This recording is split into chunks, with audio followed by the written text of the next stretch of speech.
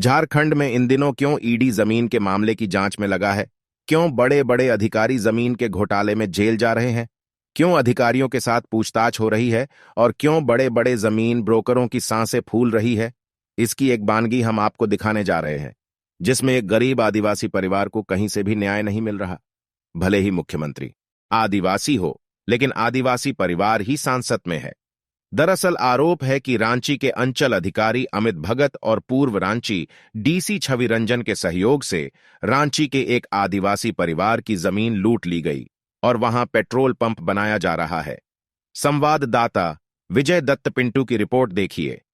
जोहार, नमस्कार। खास खबरों की श्रृंखला में आज हम आपके पास लेकर आए हैं एक ऐसी कहानी जिसमें कि आपको जानने को मिलेगा कि क्यों ईडी अधिकारियों पर कार्रवाई कर रही है। और ये अधिकारी जो आज ईडी की गिरफ्त में हो, चाहे वो कोई आईएएस अधिकारी हो या फिर कोई राज्य प्रशासनिक सेवा का अधिकारी या कोई अन्य, वो किस प्रकार से आम जनजीवन के जीवन को गर्त में डाल देते हैं, नर्क में डाल देते हैं और उनको ऐसी प्रताड़ना में जीने पर मजबूर कर देते हैं, जिसके कारण वो अपने जीवन यापन में ऐसी घनघोर समस्याओं का सामना करने पर मजबूर हो जाता है, जिसमें कि उसकी कोई गलती भी नहीं होती है, मगर उसे भरपूर यंत्रणा, भरपूर मानसिक और अनेक प्रकार की प्रताड़नाओं का सामना करना पड़ता है। जी हाँ, आज मैं एक ऐसी ही दर्दनाक कहानी लेकर के आया हूँ जिसमें कि संलिप्तता है, जो ईडी की गिरफ्त में बहुत चर्चित है। रांची के पूर्व डीसी छवि रंजन, रांची के अभी हाल ही में रांची अंचल के सीओ अमित भगत और भी कई अन्य अधिकारी और उनके कनीय कर्मचारी ने मिल करके एक ऐसा गड़बड़ झाला किया है, जिससे कि एक सामान्य सीधा साधा आदिवासी परिवार आज बेहद बुरे स्थिति में, बेहद मानसिक प्रताड़ना की स्थिति में और कई समस्याओं से घिरा हुआ है। आइए हम सीधे जानते हैं इस कहानी को। हमारे साथ बात करने के लिए यहाँ पर हैं सूरज जी। सूरज जी, क्या मामला हुआ है, क्या कुछ हुआ है, बताइएगा। जी, ये करमटोली में आपके इंडियन ऑयल पेट्रोल पंप के बगल का ये ज़मीनी विवाद है हमारा। इसमें सबसे पहले तो हम आते हैं, ये मेरा जो ज़मीन है ये हम लोगों का म्यूनिसिपल सर्वे के अंतर्गत आता है, ये एमएस के अंतर्गत आता है, जिसमें कि इसका आप ये खेसरा देखिएगा, इसमें बाकायदे यहाँ पे ये पेपर है 595 प्लॉट है, एमएस प्लॉट है, 204 कड़ी है, 597 है, 841 कड़ी है, जिसमें कि रुंगटू उरांव के नाम से दिखाता है ये खतियान में। अब उसके आगे में ये होता है कि ये वाला जो मेरे दादाजी इस ज़मीन को 1945 में मॉर्गेज रखे हुए थे, ये कैथोलिक कोऑपरेटिव सोसाइटी को, ये वाला है डीड, ये रजिस्टर्ड डीड है। तो इसमें साफ साफ मेंशन है कि म्यूनसिपलिटी प्लॉट नंबर 595 रकबा 204 कड़ी, वो 597 रकबा 841 कड़ी, holding number 151A ward number 1, कुल रकबा 1045 कड़ी, यानी 1 एकड़ 4 डिसमिल। इसमें ये इनको LA नंबर 57/29 से इनको ये ज़मीन प्राप्त हुई थी, रामनारायण खलको को, ये इन्हीं की प्रॉपर्टी है। और उसके बाद जब इन्होंने उस जो लोन लिए थे उसको जब इन्होंने बाकायदे पूरा पैसा वापस किया कैथोलिक कोऑपरेटिव सोसाइटी को, तो वहाँ से जो एनओसी मिली उनका भी मेरे पास साक्ष्य है। इसमें लिखा हुआ है, this is to certify that municipal plot number 595 area 204 कड़ी, प्लॉट नंबर 597 एरिया 841 कड़ी, होल्डिंग नंबर 151 है, वार्ड नंबर 1, टोटल एरिया 1 एकड़ 45 कड़ी, शेयर ऑफ राम नारायण खलको, son of Rungtu of Hatma Karamtoli. और इसी में इसका पूरा साफ साफ बता, अकॉर्डिंग टू LA नंबर, फिर से LA नंबर का जिक्र इसमें हो रहा है, जिस LA मुकदमा मतलब केस नंबर से राम नारायण के नाम पर ये ज़मीन पूरा उनके नाम से हुई थी। अब इसका डिटेल में अगर आपको हम पूरा दिखाते हैं तो ये है आपका, जब ये नगर पालिका हुआ करता था, नगर निगम, इसका ये मेरा डिमांड पंजी का है।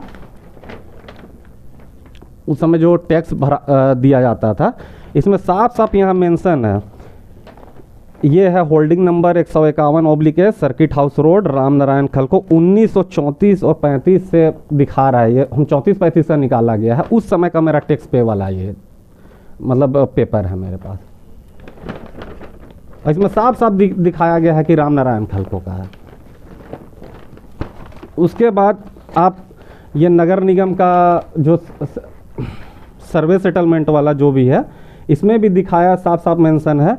सन 1960-61 के असेसमेंट पंजी में वर्तमान गृह संख्या 873। 3 बार ये मेरा गृह संख्या चेंज हुआ है। सबसे पहला है 151/A, दूसरा है 233 और तीसरा 873।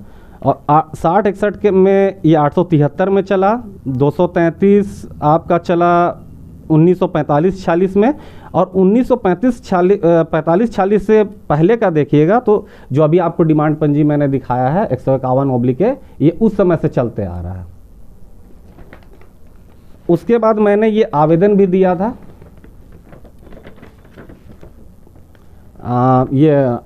LRDC के पास में मोटेशन के लिए। इसमें साफ साफ यहाँ पर मेंशन किया हुआ है कि ये पुराना मकान जो हम लोगों का है यहाँ पे, मेरे दादाजी के जो मकान बनाया हुआ है, ये अभी तक हम लोग का है और एक दखल कब्जा भी है यहाँ पे। अब यहाँ पे दूसरी बात ये आती है कि जो यहाँ पे अवैध रूप से कब्जा किए हुए हैं जो मेरे दादाजी के भाई लोग हैं, ये लोग इसमें बोलते हैं कि हमको पार्टीशन सूट में मिला है, जो कि वो लोग रेवेन्यू सर्वे का खतियान, RS खतियान 1932 में जो हुआ है, उस बेसिस पे ये लोग यहाँ पे दावा करते हैं। अब इसमें साफ साफ यहाँ पर हम आपको दिखाएंगे, ये है रेवेन्यू सर्वे का खतियान का, यहाँ पे 202 खाता नंबर है, यहाँ पे मेंशन है। म्युनिसिपल प्लॉट अर्बन ब्लॉक दिखाता है 1156-57 प्लॉट, देख लीजिए। अब इसको ये लोग किस आधार पे यहाँ पे बांटे हैं, सबसे पहला सवाल तो ये आता है मेरा। और दूसरी बात ये है कि ये लोग जिस पार्टीशन के थ्रू गए थे, एक्सक्यूजन जो एग्जीक्यूट किया गया है ज़मीन का जो पेपर,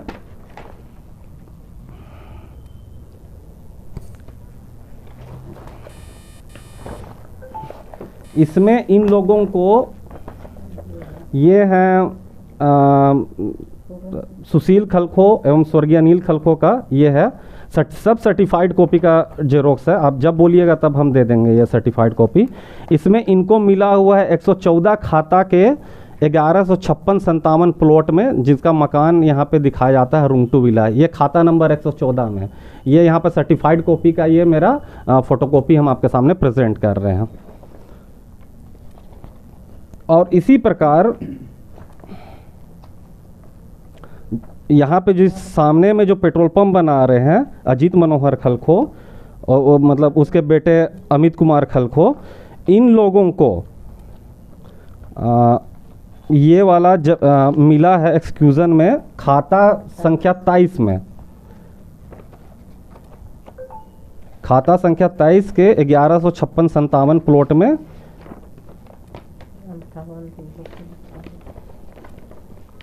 एक मिनट, हाँ ये देखिए, ये यहाँ पे खाता संख्या 23 के 1156-57 एवं 58 में 13 डिसमिल यहाँ पे दिखाया गया, जबकि ये लोग दावा अपना कर रहे हैं खाता संख्या 202 के 1156 और 1157 प्लॉट में, जो कि खतियान में रेवेन्यू सर्वे के खतियान में म्युनिसिपल पल्टी अर्बन ब्लॉक दिखाता है। और उस ये 3 कोई हैं इसमें।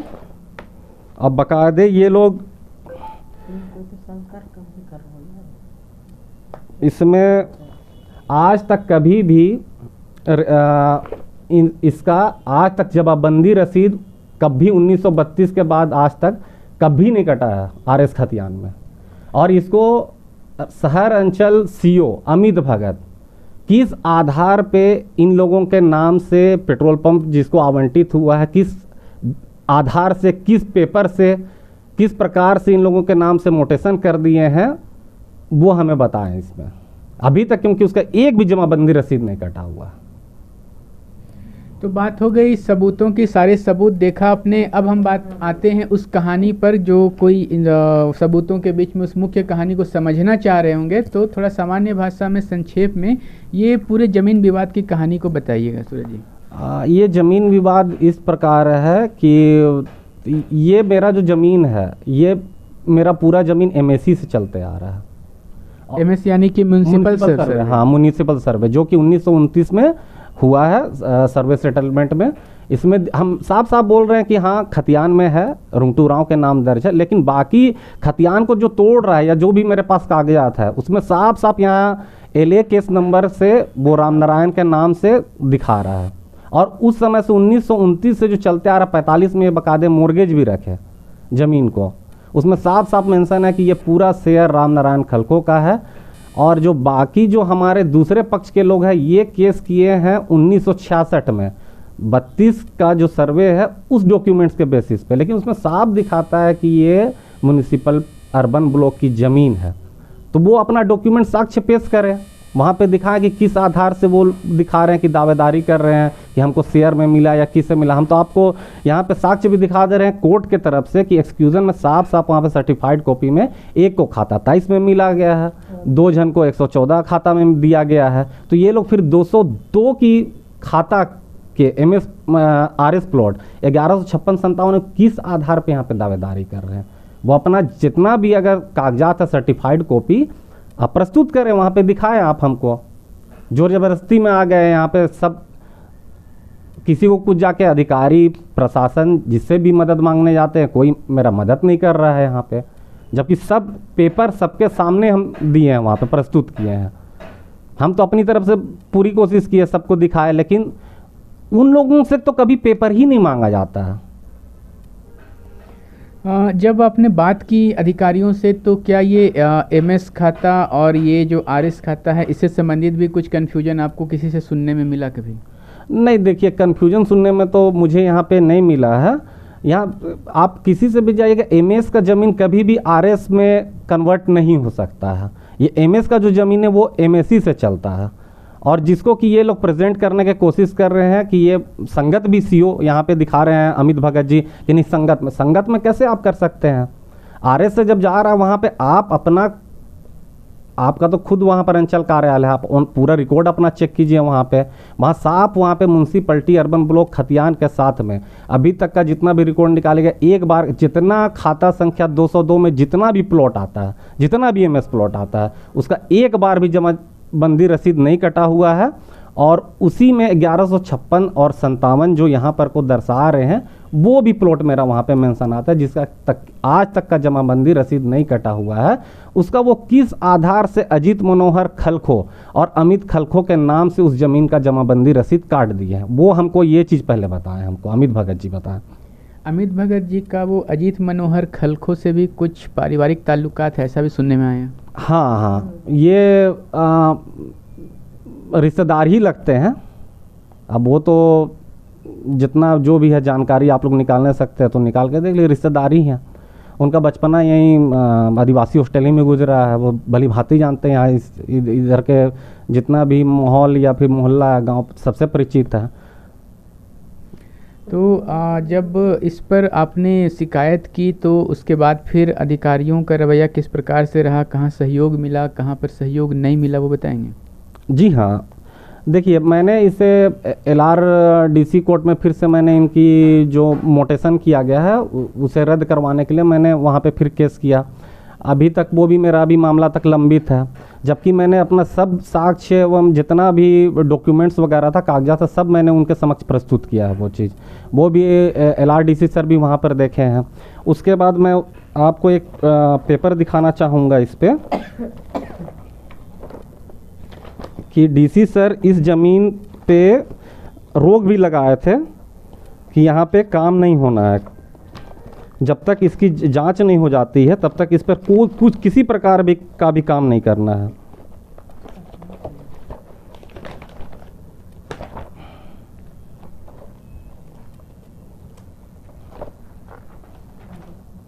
तो DC साहब ने जब इस पर रोक लगाई थी, तो फिर इस पर काम कैसे जारी रहा? कुछ उसके एवज में आपने कहीं बात की और कुछ जवाब आपको सुनने को मिला कहीं से? जी, डीसी सर जो है वो एडीएम सर के पास अभी इस जो ज़मीन की जितने भी जो भी समस्या है उसको सुलझाने के लिए वो एडीएम सर के पास वो दिए गए हैं। ये मैं आपको दिखा रहा हूँ। ये है मेरा पहला है 11/1/23 का है, ये वाला मेरा पत्रांक संख्या है 74। इसमें साफ साफ पहले तो ये उप समाहर्ता सामान्य शाखा से यहाँ पे साफ साफ लिखा हुआ है। ये मेरी माँ इसमें आवेदन दी थी, तो इसमें यहाँ पे साफ लिखा गया है कि श्रीमती मिद्यानी जड़िया पति स्वर्गीय चंद्रचूड़ खल को पता करमटोली थाना लालपुर रांची जिला रांची से प्राप्त आवेदन की छायाप्रति संकलन करते हुए सूचित किया जाता है कि आपत्ति का निपटारा किए जाने तक विषयांकित स्थल पर निर्माण कार्य बंद रखने का आदेश उपायुक्त महोदय द्वारा दिया गया। साफ शब्दों में यहाँ पे लिखा गया है। उसके पश्चात आपके ये पत्रांक 387 दिनांक ये है 22/2/2023 के इस संबंध में भी यहाँ पे दिया गया है। तत्पश्चात मिद्यानी जड़िया पति स्वर्गीय चंद्रचूड़ खल को करमटोली रांची द्वारा 24/12/22 को उक्त अनापत्ति प्रमाण पत्र को रद्द करने हेतु आवेदन समर्पित किया गया है। इसमें साफ दिखा गया कि उस शिकायत आवेदन में आलोक में अनुमंडल पदाधिकारी सदर रांची के प्रतिवेदन की मांग करते हुए प्रबंधक रिटेल अभियांत्रिक Hindustan petroleum corporation limited Ranchi को आपत्ति के निपटारा किए जाने तक स्थल पर निर्माण कार्य बंद रखने का आदेश दिया गया। यहाँ पे प्रेषक में उपायुक्त महोदय का भी यहाँ पे नाम है। उसके बाद ये 22/2/23 की घटना है, जिसके पश्चात आपके ये 28/2/23 में एक हमारा इसी ज़मीन पे काम रोकने के लिए ये 2188/2022 का ये वाद संख्या है 144 के लिए मैंने ये किया था। उसमें भी साफ साफ उस पेपर में भी मेंशन है, वो भी मैं आपको दिखा रहा हूँ। उसका जो आदेश आया है इसमें भी साफ साफ लिखा गया है कि उपलब्ध इजराय वाद संख्या 26/1983 के प्लीडर कमिश्नर के प्रतिवेदन में खाता संख्या 23 प्लॉट 11565758 के रकबा 13 डिसमिल दिखाया गया है। उक्त प्रतिवेदन में खाता संख्या 202 का जिक्र नहीं किया गया है, साफ स्पष्ट शब्दों पे दिया गया है। इसमें वो लिखती यहाँ पर से आदेश आया कि 2188 में 11/2 को पारित आदेश, इसी आदेश के हिसाब से लिखा गया है कि प्रति संकलन करते हुए स्थल पर निर्माण कार्य करने हेतु अनुमति प्रदान करने का अनुरोध किया गया है। खाता नंबर 23, जबकि ये तो खाता 202 है। अब इसमें यहाँ पे उपरोक्त स्थल में समन्वय विचारोपरांत स्थल पर निर्माण कार्य पर रोक संबंधी आदेश को विलोपित किया जाता है।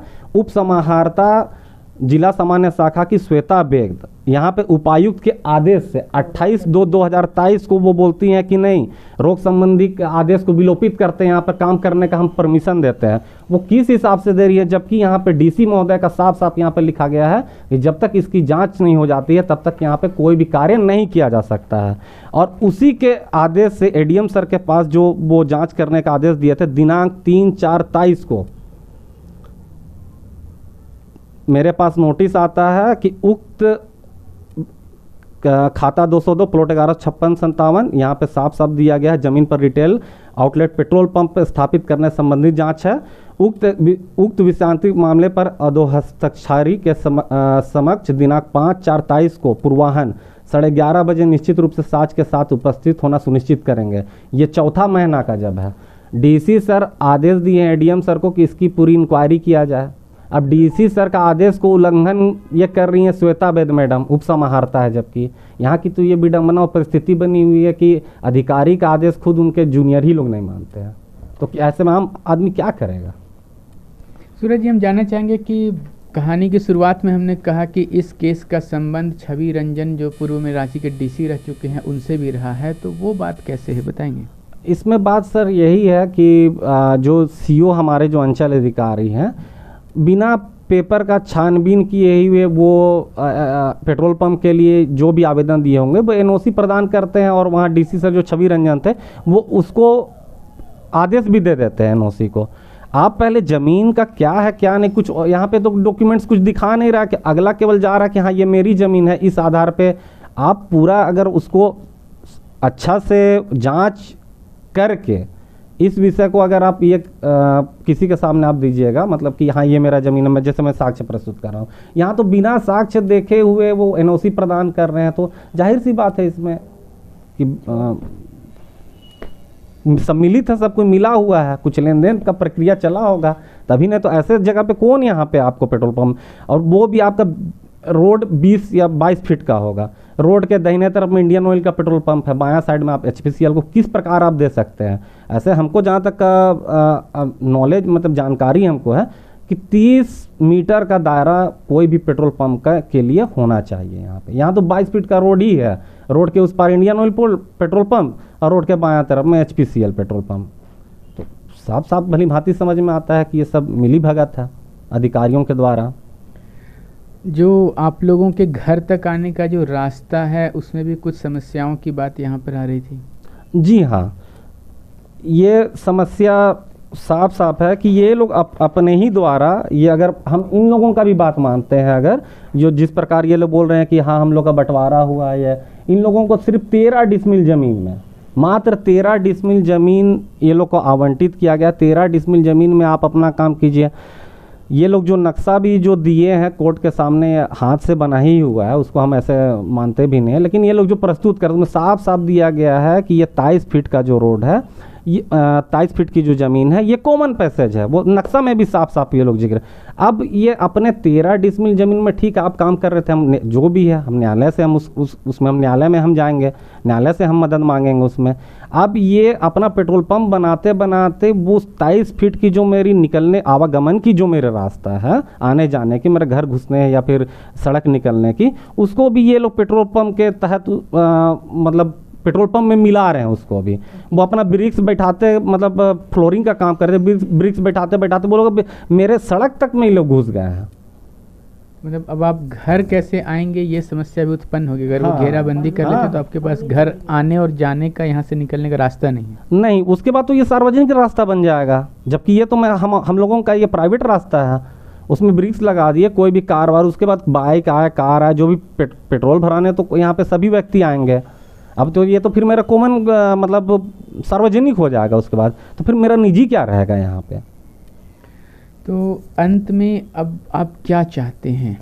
अंत में मैं बस यही कहना चाहूँगा कि मैंने जितने भी कागजात आप लोगों के सामने प्रस्तुत किए हैं, या ईडी में इसकी जांच हो, अब पूर्ण तरीके से जांच हो, इसमें कौन से अधिकारी, कौन से प्रशासनिक अधिकारी या पूर्व अधिकारी या वर्तमान अधिकारी, किन लोगों का इन लोगों को संरक्षण प्राप्त है, जिसको कि ये लोग कोर्ट की पेपर में भी छेड़खानी करते हुए, उसकी अवहेलना करते हुए, एवं जितने भी कानूनी मैंने प्रक्रिया यहाँ पर की उन सबको अनदेखा करते हुए जोर जबरदस्ती के द्वारा किस प्रकार यहाँ पे घर निर्माण कर रहे हैं या पेट्रोल पंप निर्माण कर रहे हैं, या फिर मेरा जो आवागमन की जो सड़क है उसको भी जबरदस्ती कब्जा कर रहे हैं। इस विषय पर पूर्णतया साफ स्थिति से पूरा जांच हो, और जो जिस भी इस कार्य में सम्मिलित हैं उन सभी पे कार्रवाई हो।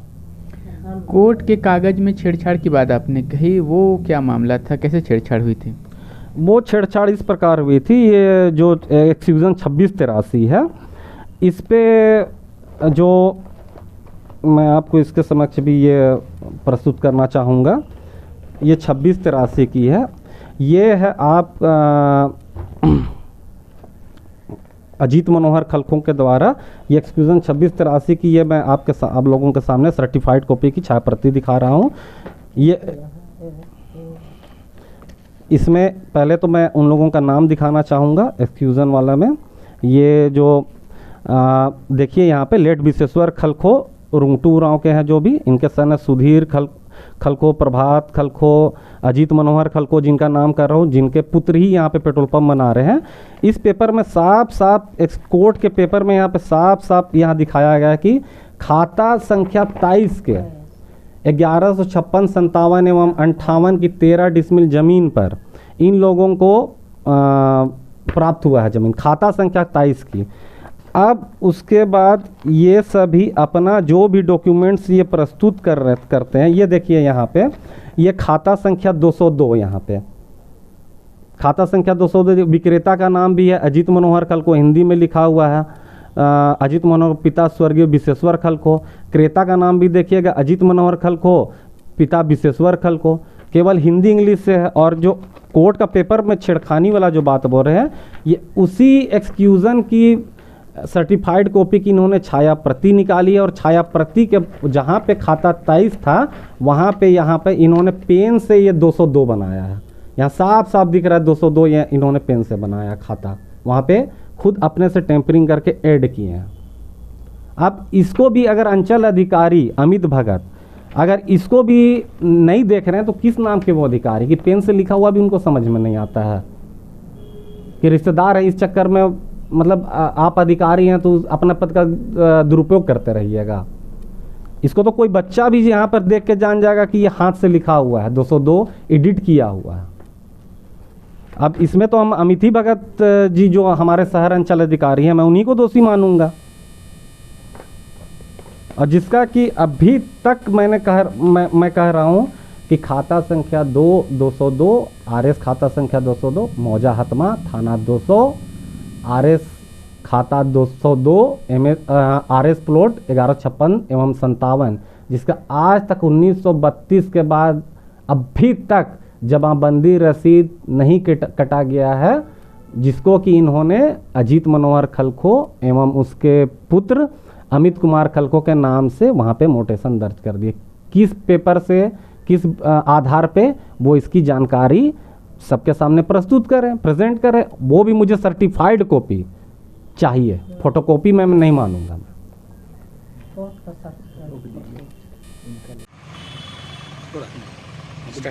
ये है जो लोग बोलते हैं कि 13 डिसमिल आपका, तो 13 डिसमिल का बाउंड्री यहीं तक समाप्त होता है। ये 23 फीट का मेरा छोड़ा हुआ मतलब आने जाने के लिए ये मेरा रोड है 23 फीट का।